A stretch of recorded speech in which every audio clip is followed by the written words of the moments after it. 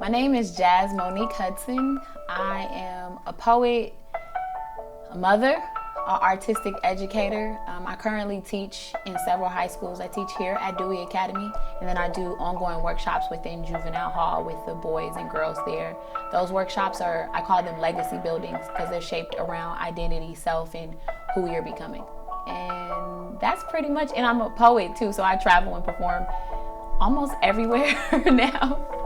Yeah. Our fruits are the seeds of divine guidance. See, our ancestors are our North Star.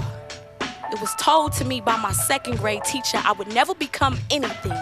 So when I step to the mic, I make sure they hear me every time loud and clear. This is for my young children in the struggle. This is for my son who will soon become a man. This is for you. I want to inspire you, ignite something inside of you. It is my truth that what comes from the heart reaches the heart, so speak from your heart. I grew up here in Oakland, East Oakland. I entered the foster care system when I was about 12 and a half. I've been to over 20-something different schools in Southern California and Northern California together. Oakland alone, from elementary to high school, I've been to well over 13 schools. And that, to just be a teacher now, to be on the other end in education, I think that shapes a lot of my experience. To be able to relate to my students, I think is really big. You know, like we have organizations like Teach for America and people coming in and they want to do good and they want to change. My direct desire to want to do good and change is because I was once in an area when I wasn't doing okay.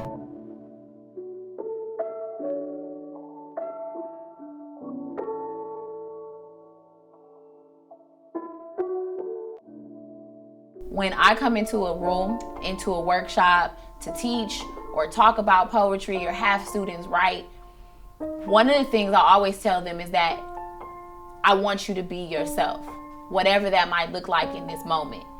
I think Jazz's message is to live, love life.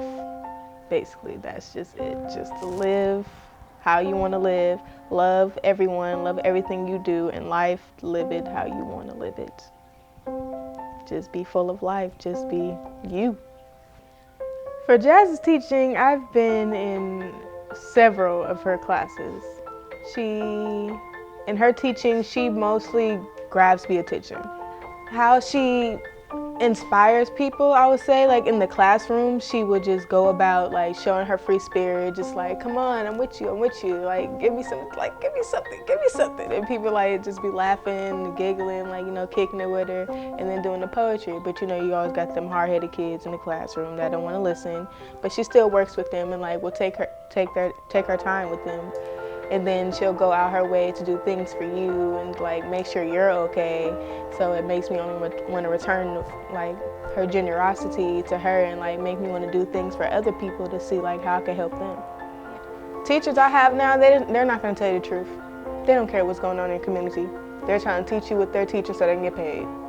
Whether you're in the class or not, they getting paid. They don't care.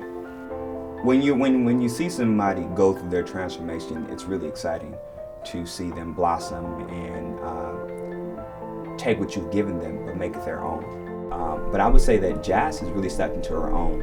I think that she has her own vision, she has her own ideas, and when I've seen her teach, I'm inspired by the way that she teaches. She has a lot of passion. She really believes in what she's saying. I've seen her take some of my information or others' information that we know of personally and, you know, do her own research and have her own point of view of it. And I think that is really inspiring to see someone not just kind of regurgitate information, but create something new with the information that they received. Before I met Jazz, I was a really self-conscious person. I didn't know if I was beautiful or not. I would hear it on the street, but never really truly knew it myself. I didn't know like it was a such day without being stressed or depressed. I never knew a such day as like people actually wanting to like come and like take you out, wanting to come hang out with you just cause. They're not trying to get money from you or nothing. They're not trying to get anything from you. They just want to see you, just want to see you happy. And I never really knew that until I met her. But she's just a person that I would never want to leave my life. A lot of times when we see people, we can't really tell their story. I've been in abusive relationships, homeless, a teenage mother, sold drugs for a long period of time when I was a teenager. He's just as much as a panther's claw as he is a dope fiend's needle where I come from. Black boys are born earthquakes, enlisted into war, told to tread lightly on a loveless nation that gives standing ovations. Casual ambulance sirens and ghostly RIPs. And now to be 25 and an educator and a mom and traveling the world, I think that more than ever we teach people how to treat us.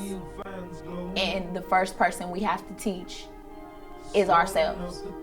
Begin to teach ourselves how to love ourselves. I think that's one of the biggest lessons I've ever had to learn, and I'm still learning that, you know. They say our language is dead, but our words are hollow. Step into your greatness. The time is now. I want to inspire you, ignite something inside of you, get you to see the greatest reflection you will ever see is that of your own face. I want to inspire you, ignite something inside of you, get you to realize the greatest sound you will ever hear is that of your own voice. I first got involved in poetry when I was 12 years old.